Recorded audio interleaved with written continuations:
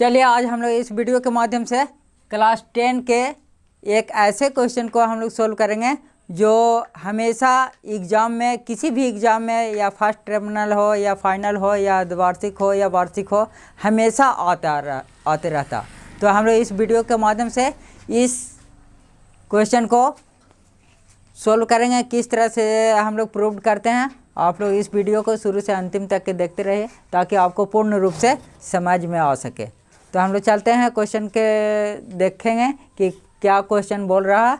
तो देखिए एक क्वेश्चन है कि एक समबाहु त्रिभुज ABC के भुजा A सेंटीमीटर है। एक समबाहु त्रिभुज है। समबाहु त्रिभुज आपको मैंने इस वीडियो के पहले वीडियो में ही बता चुका हूँ कि समबाहु त्रिभुज एक वैसा त्रिभुज है जिसको तीनों भुजाएं हमेशा आपस में बराबर रहते हैं।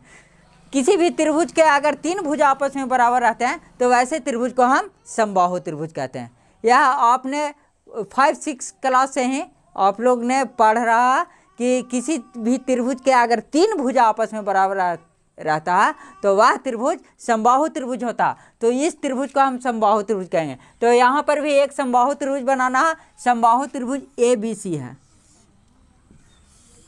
समबाहु त्रिभुज ABC दिया गया है जिसकी भुजा A सेंटीमीटर है। भुजा कितना है? A centimetre.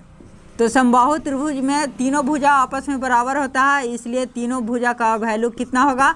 A सेंटीमीटर होगा। अब समबाहु त्रिभुज के जब भुजा बराबर है तो यहाँ पे देखिए तो जब पूरा भुजा BC का वैल्यू जो है वह A सेंटीमीटर है। अगर यहाँ से कंस्ट्रक्शन कर दिया जाए, BC को AD जब डिवाइड करेगा तो उसकी भुजा का मान क्या होगा? उसका भुजा का मान जो पूरा A था उस भुजा का मान हाफ हो जाएगा, यानी कि A/2 यहाँ पे हो जाएगा। तो लिखेंगे प्रमाण, माना कि ABC एक समबाहु त्रिभुज है। एक समबाहु त्रिभुज है जिसमें AB बराबर BC बराबर AC है।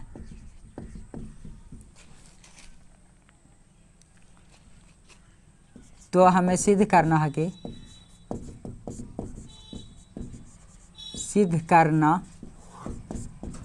है कि AD equal to A√3/2 centimetre होगा। रचना, सबसे पहले हम इस क्वेश्चन को सोल्व करने के पहले, प्रूव करने के पहले एक कंस्ट्रक्शन करेंगे, यानी कि रचना करेंगे। रचना किस लिए करेंगे कि यह जो ट्रायंगल है, जो त्रिभुज है, त्रिभुज में दो भुजाएं बन रही है। जब हम शीर्ष A से BC पर AD जब लंब खड़ा किया, जो विभाजित कर रहा भुजा BC को, जो दो भाग में बांट रहा, तो दो भाग में बांटा, तो बांटने के बाद जो BD और DC का जो वैल्यू हुआ वह समान होगा, क्योंकि जो पूर्ण भुजा था, जो पूरा भुजा BC के वैल्यू जो दिया हुआ वह A सेंटीमीटर है। तो अगर BD जो A से AD जो विभाजित करेगा BD को, तो BC को जो विभाजित करेगा, यहाँ पर BC को विभाजित कर रहा AD भुजा, यानी कि BD का जो वैल्यू होगा वह DC के वैल्यू के बराबर होगा, यानी कि A/2 ये भी होगा, A/2 यहाँ पर भी हो जाएगा। तो लिखेंगे हम लोग रचना में कि शीर्ष A से भुजा BC पर AD लंब डाला, इसलिए BD बराबर DC बराबर A/2 सेंटीमीटर। अब देखिए यहाँ पर दो ट्रायंगल बन गया। एक त्रिभुज का नाम है यहाँ पर ADB और एक त्रिभुज का नाम है ADC। यहाँ पे देखें तो AB का वैल्यू कितना दिया हुआ? A सेंटीमीटर दिया हुआ, और BD का वैल्यू कितना दिया हुआ? A/2 सेंटीमीटर आ गया। BD equal to DC equal to A/2 है, यानी कि BD का वैल्यू कितना हो गया? A/2 हो गया। यहाँ पे AD के वैल्यू क्या होगा? तब देख रहे हैं जब AD जो BC पर जो लंब है, यहाँ पर 90 डिग्री का कोण बना है, और जहाँ पर समकोण बनता है उसके जो सामने का जो भुजा होता है वह हाइपोटेनस यानी कि कर्ण कहलाता है। यहाँ पे ए बी का वैल्यू यानी कि कर्ण माना गया है।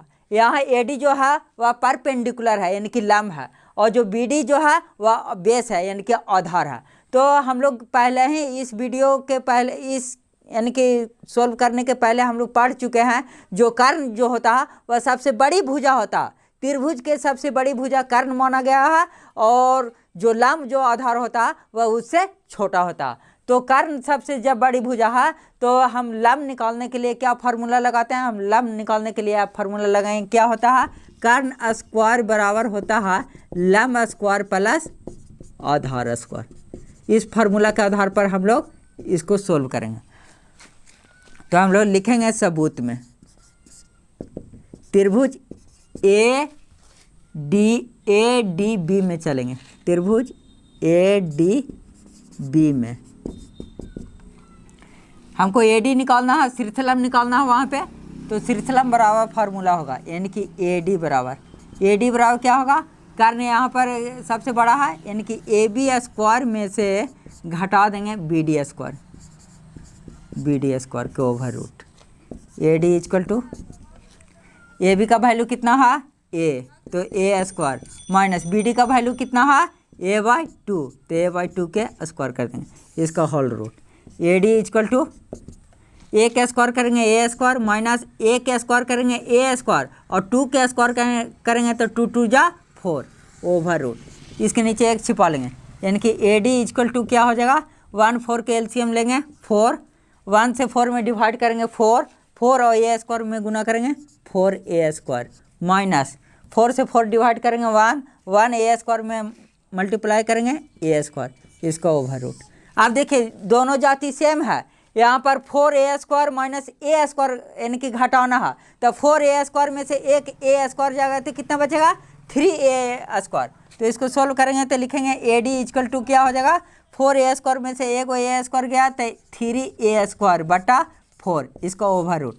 यानी कि ए डी इक्वल टू क्या होगा? देखिए 3 केवल अंक है, 3 का रूट ओवर नहीं होता, तो 3 को रूट में ही लिखेंगे, और ए स्क्वायर का जो रूट होता वह केवल ए होता, क्योंकि हम लोग पढ़ चुके हैं कि 2 × 2 बराबर 4 होता। यानी कि 4 का जो रूट ओवर होगा वह 2 गो जब रहता है सेम तो उसका 1 निकलता है। तो यहाँ पर भी देख रहे हैं सेम टू सेम है कि जो रूट 3 है और ए स्क्वायर का ओवर रूट ए होता है, वाई 4 का ओवर रूट कितना होगा? 2 होगा। इसको इस तरह से लिख सकते हैं ए डी इक्वल टू ए पहले लिख देंगे रूट ज्यों का त्यों और 2 ज्यों का त्यों रहे, यानी कि ए डी का वैल्यू कितना आ गया? ए डी का वैल्यू आ गया ए रूट 3/2। और हमको क्या प्रूव करना था? हमको भी सिद्ध करना था कि सिद्ध करें कि श्रीथलम ए रूट 3/2 होता। हमको सही मिल गया। इस तरह से हम लोग सोल्व कर सकते हैं आसानी से आसानी, और चुटकी में हम लोग आसान तरीक़ों से यानी कि सोल्व कर सकते हैं। Thank you.